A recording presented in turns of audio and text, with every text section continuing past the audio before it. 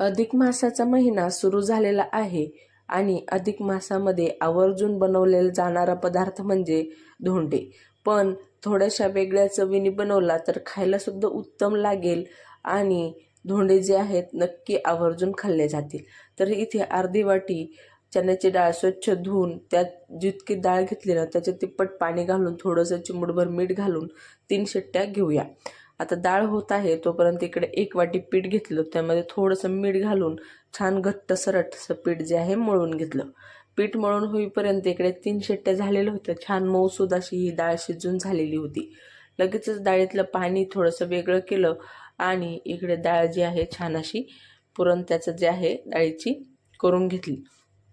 त्यानंतर ज्या वाटीने डाळ घेतली होती त्याच वाटीने 1 वाटी गूळ घेतला आणि गूळ घालून छान असे हे पुरण जे आहे शिजवून घेऊया. थोडंसं घट्टसर झालं की थोडं पुरण साईडला ठेवलं. त्यानंतर एखादं कडलं घ्यायचं, त्यामध्ये 1 चमचा खसखस जी आहे 2 मिनटं भाजून घालून घेतली पुरणमध्ये आणि 2 चमचे साजूक तुपामध्ये थोडेसे काजू काप, बदाम काप आणि पिस्ता काप जे आहेत ते सुद्धा 2 मिनटं तळून ते सुद्धा घातले.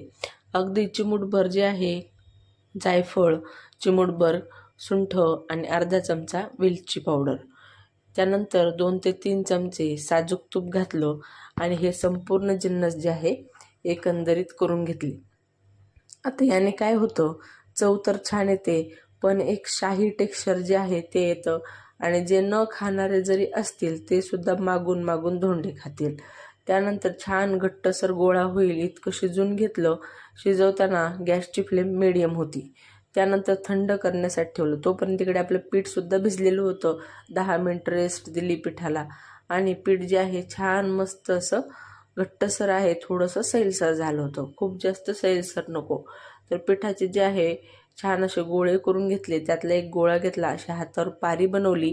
आता जितका पिठाचा गोळा घेतला तितकंच यामध्ये पुरण घातलं.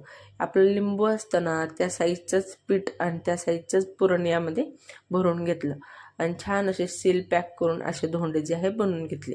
आता धोंडे जे आहेत 2 प्रकारचे असतात, एक वाफवलेले आणि एक तळलेले. तर वाफवलेले बनवूया अगोदर. वाफवलेले बनवायला थोडंसं वरून केसाचे धागे लावले, प्रेझेंटेशनसाठी छान दिसतात.